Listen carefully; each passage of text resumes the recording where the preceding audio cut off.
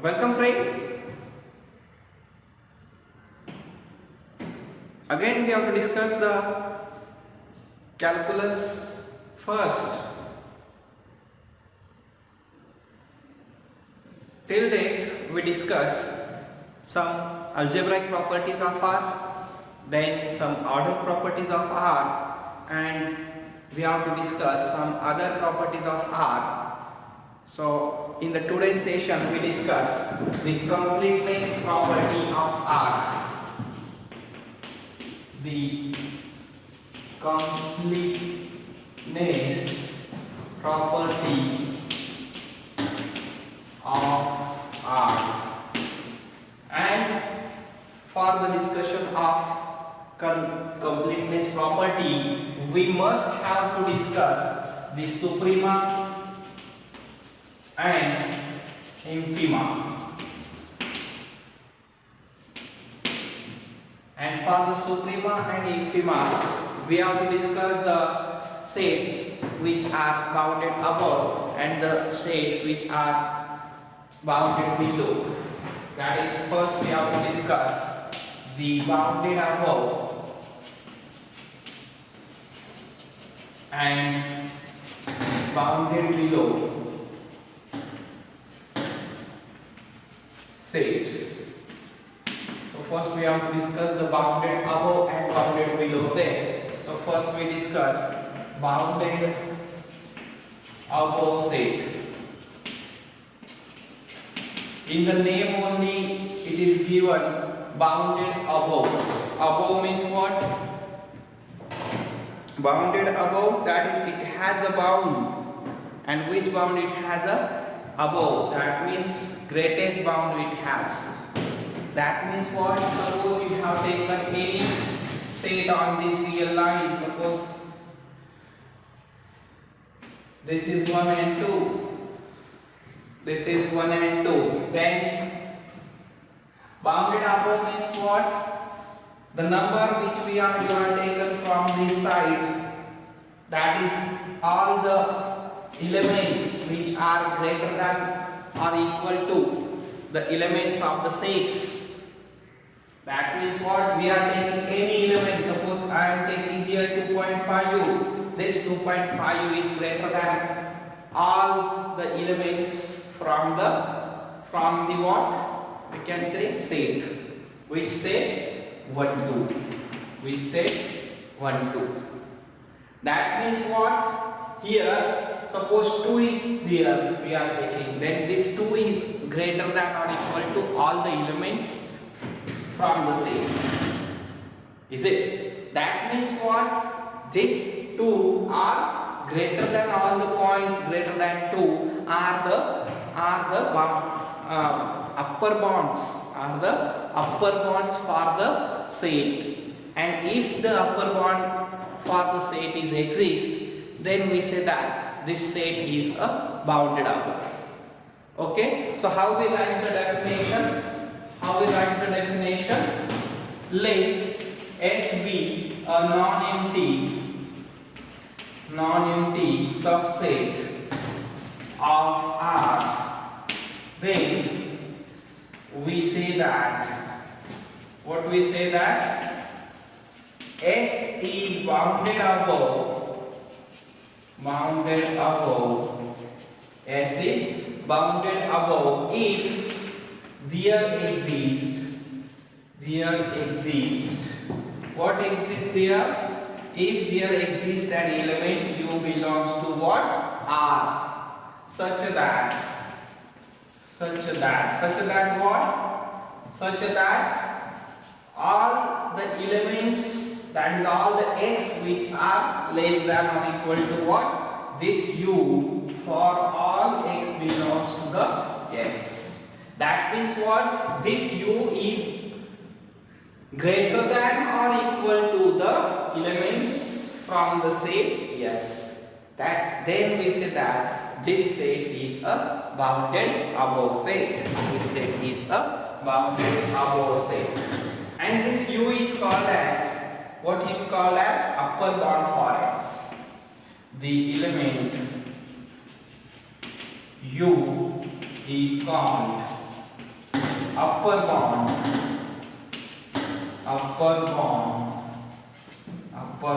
for set S. Suppose we are taking S is the set of all element 1 to 2. Then what we can say? S, it is subset of R. Yes, it is subset of R. Then what we say that? Then all element, which element? U is equal to 2. Then what we say that? All element greater than or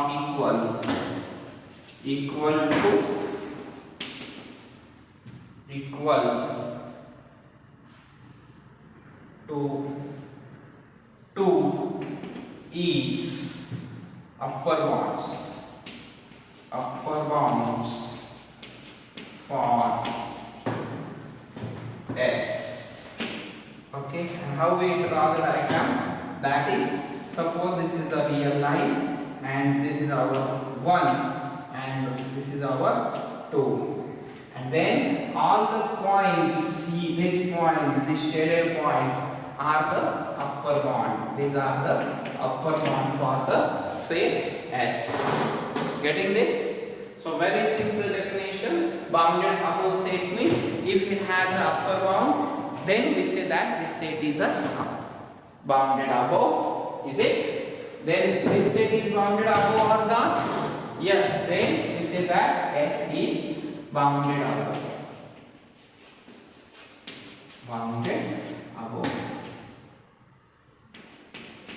Okay. That is the definition of bounded above set. Okay. Similarly, we can define the bounded below set.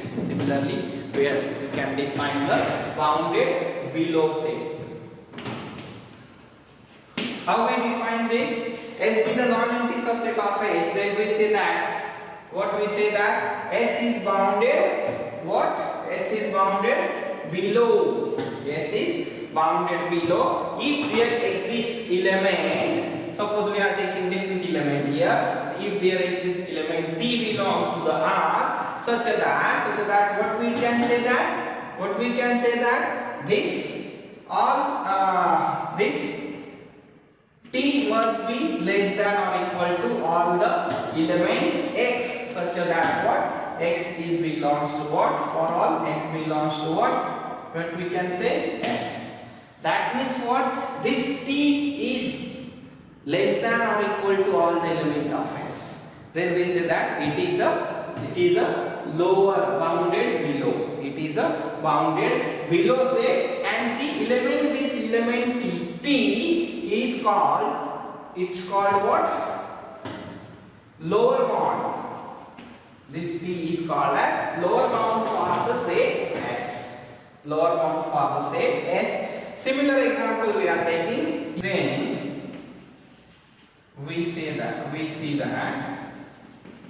what we say that all the elements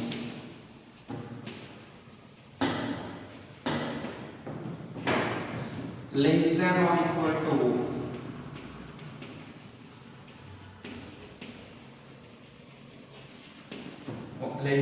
to what?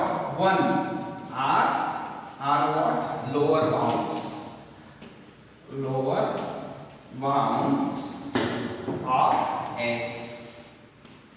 That means what? All the elements less than or equal to, that is, suppose this is 1, this is what? Our 2. Then what we can say that all the elements which are less than or equal to 1 are the lower bound.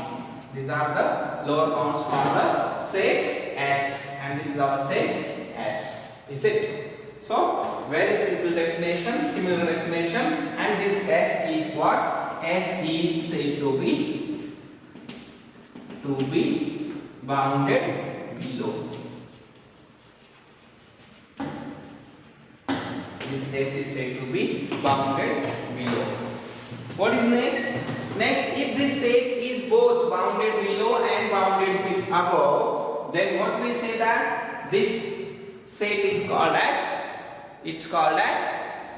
bounded set. That is, next definition is bounded set.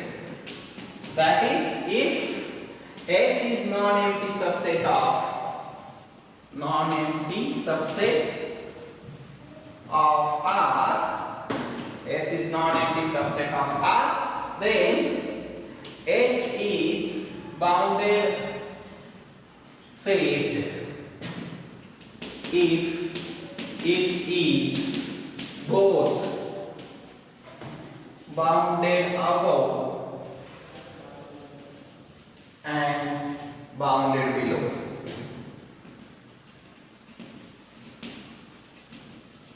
Bounded above and bounded below. Okay, that is the set which is both bounded above and bounded below. It is called as what? Bounded set. So can you tell me the example for this? Yes, if, or we can write example. Suppose S is equal to, we take same example, 1, 2 is F is equal to 1, 2. Then what we can say that? Then we see that S is both bounded above and bounded below. Hence, S is bounded set. S is bounded set. Very simple. Both bounded above and below. Then we say that the set is bounded set. What is next? Unbounded. Unbounded set. The set which is not a bounded set, it is called as unbounded set. Is it? Very simple. If a set is not bounded, then it is called unbounded set. Okay, suppose we can write example for this. S is equal to 1 to infinity. S is equal to 1 to infinity. Then what we can say that? Then we see that S is what? S is what? Bounded below or bounded above? Is it? It is a bounded above? No, it has not a upper bound. It has not a upper bound. Then it is not a bounded above, but it is a bounded below. Okay, we see that S is bounded below, but not bounded above. Hence, S is not bounded set. S is not bounded set. Hence, we can say that hence S is unbounded. Okay, so we can take so many examples of this. Now, if we have any set, then what are the possibilities for this set? This set may be bounded, may not be bounded. Is it? Two possibilities. May not be bounded. There are also some possibilities. That means we can say that the set which is bounded above, but it is not bounded below. The set which is bounded up below, but which is not bounded above. Or we can say that the set which is both, that is not bounded above and not bounded below. Is it? Then these sets are called as unbounded set. These sets are called as unbounded set. So getting these definitions, Now we have to go for the next topic, that is the supremum and infimum, or we can say that suprema or infima, or we can say that least upper bound or greatest lower bound. Least upper bound or greatest lower bound.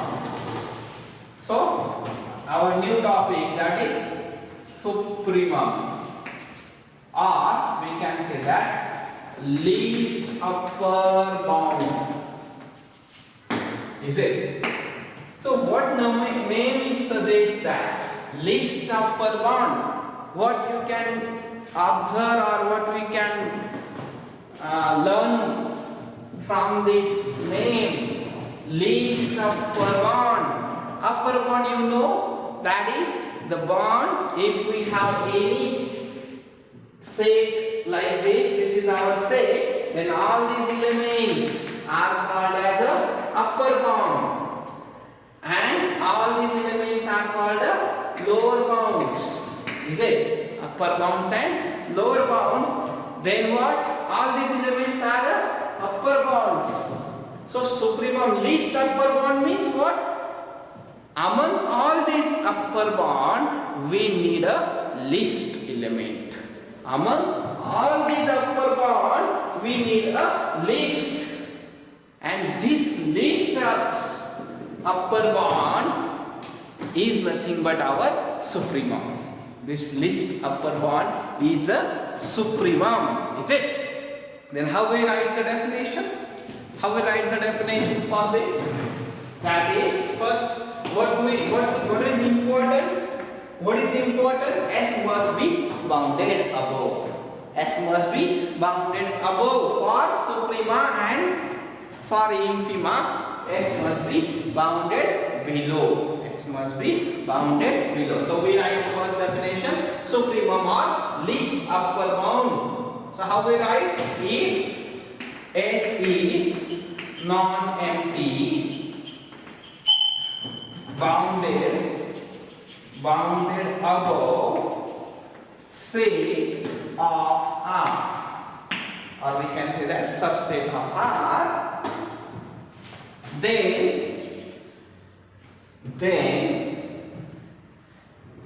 U is called a supremum. U is called a supremum if what? What is the supremum or least upper bound? First it must be upper bound. First it must be upper bound, that is U is an upper bound. Upper bound for S. U is an upper bound for S. And second, what is second condition? If there is any other upper bond, if there is any other upper bond, then all these upper bond must be greater than this U. All these upper bond must be greater than this U. That is, if V is an other upper bound, then what? U must be less than or equal to what? U must be less than or equal to V. U must be less than or equal to V. So this is the two conditions. That means what? This point, it is nothing but our supremum. That is the point which is first upper bond, and all the remaining upper bonds are greater than or equal to this upper bond. Then this element is called as supremum or least upper bond. Is it? It is called as supremum or least upper bond. Getting this? We will take example. First we discuss next, that is the infimum. Now what we have discussed?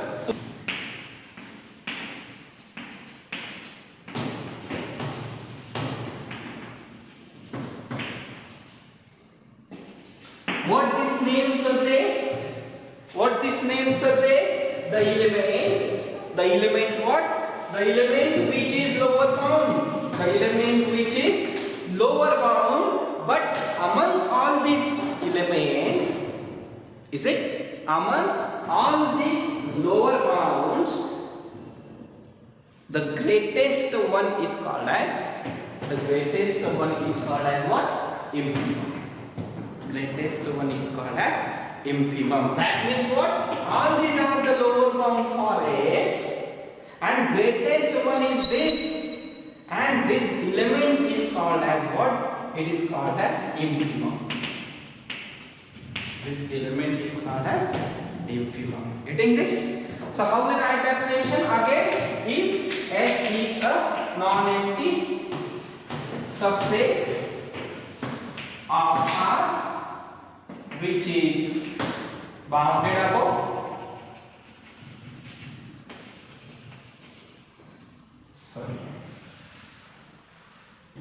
and S is bounded below. S is bounded below, then the element W is said to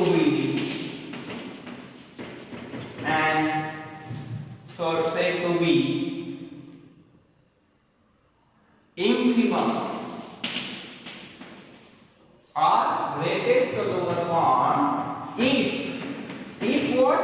First is it must be lower bound, that is W is a lower bound. W is a lower bound and bound for S, and second, if there is, that is if he is any lower bound of S, then what we can say that this T must be less than or equal to what? W. This T must be less than or equal to what? W. That is all the lower bounds must be less than what? Infimum. Or we can say that the greatest lower bound. And this greatest lower bound is called as infimum. Okay?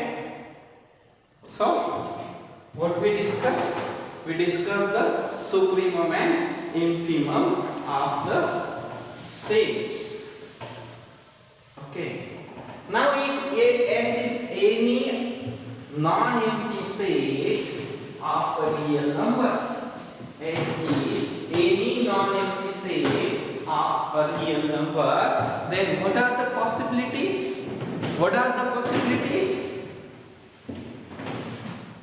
So write down note. If S is any non-empty set of real number,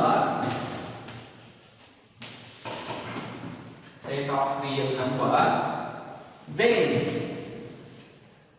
it has a possibilities. How much possibilities it has? First, S has both supremum and infimum. Is it? What is second possibility? S have supremum but not infimum. Is it? Supremum but not infimum. Second, S have infimum but not supremum. Is it? What is next? D. S have neither supremum nor infimum. Getting this? So if S is any non-empty set, then there are four possibilities.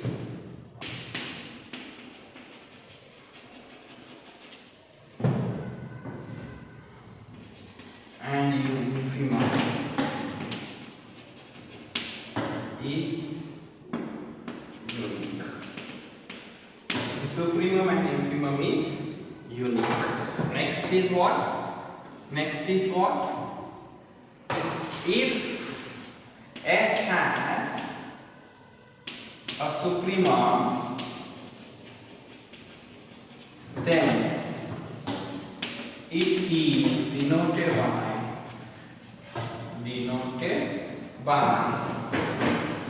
supremum of S. Okay. Similarly, if S has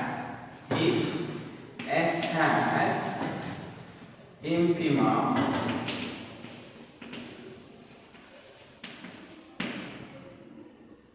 it is denoted by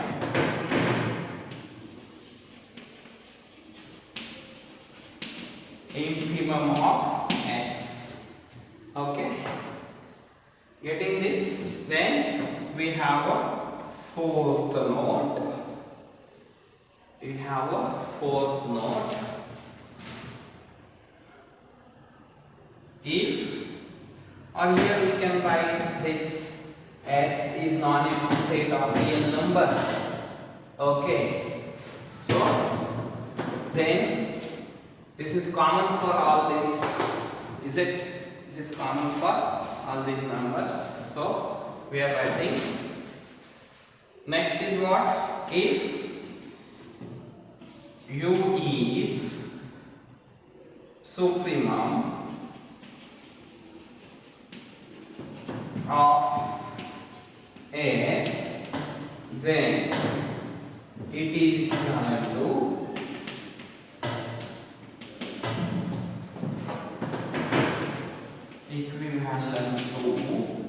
the following statement.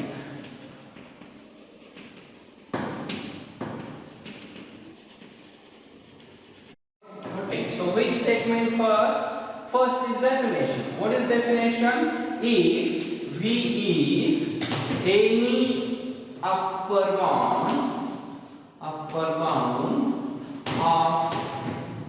S, then what we can say that this U must be less than or equal to V. This U must be less than or equal to V. This is our just definition we have written. Now we have next. If Z is less than U, then what we can say that Z is not an upper bound. Z is not an upper bound for S. That is if you have any element which is less than U, this element is not a upper bound for the set. Then what is next? If Z is less than U, then there exists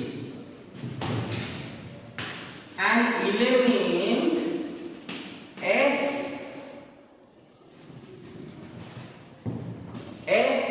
Z belongs to the S such that what? Z is less than Sz. Same statement we can write it is in the different way. That is, if epsilon is greater than 0, then here exists S epsilon belongs to the set S such that what? U minus epsilon is less than S epsilon. Is it? That means what we did, all these statements are equivalent. So what we did, what is the definition? U is a supremum. That means what? All other upper bounds are greater. That is what? There does not exist a upper bound which is lower or which is smaller than the U. Okay, that means if AV is any upper bound, then this U must be less than or equal to V. V. This is equivalent to what? If we have any element which is less than supremum, then this U, or we can say then this Z is not an upper bound. This is not an upper bound for the set. Similarly, if Z is less than U, this same statement we are written in the next. That is what? If Z is less than U, then there exists an element of S named Sz such that Z is less than Sz. That means if Z is less than U, then there is a element in set S which is greater than Z. Same statement can be written in the next way, that is, for every epsilon greater than 0, we get an element S epsilon belongs to the S such that U minus epsilon is less than S epsilon. That means if you are subtracting very small number, that is epsilon, from your supremum, then U minus epsilon is not a supremum or upper bound, because we can find an element in S, that which element? S epsilon, which is greater than this U minus epsilon.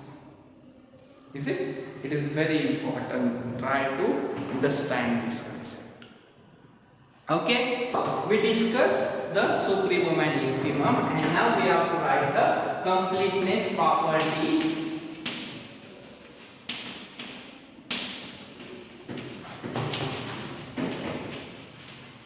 of R.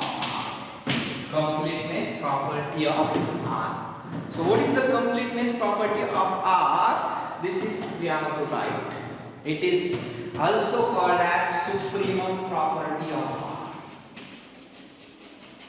Supremum property of R. So completeness property is every non-empty subset of R has an upper bound which also has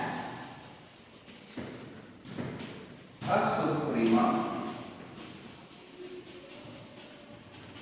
in R.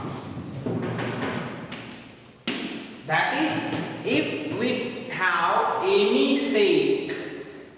have any set,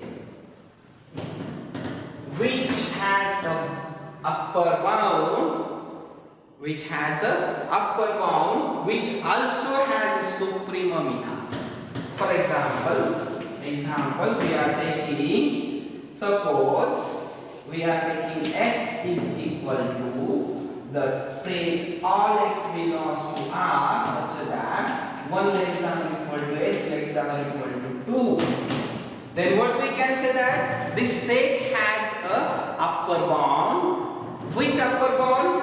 2 and greater than 2 are the upper bound. Therefore, it must have a supremum. It must have a supremum. And what is here supremum? Supremum is what? Supremum is least upper bound. So, here 2 is the least upper bound. That is, all the upper bounds are greater than or equal to 2. Therefore, we say that this 2 is a supremum. This 2 is a supremum. Similarly, we can write analogous property for infimum also. And what is it? Every non-empty set of R has a lower bound which also has a infimum in R. infimum in R. So in the today's session we take very important property of R, that is completeness property of R. Okay, so we will stop here. Thank you very much.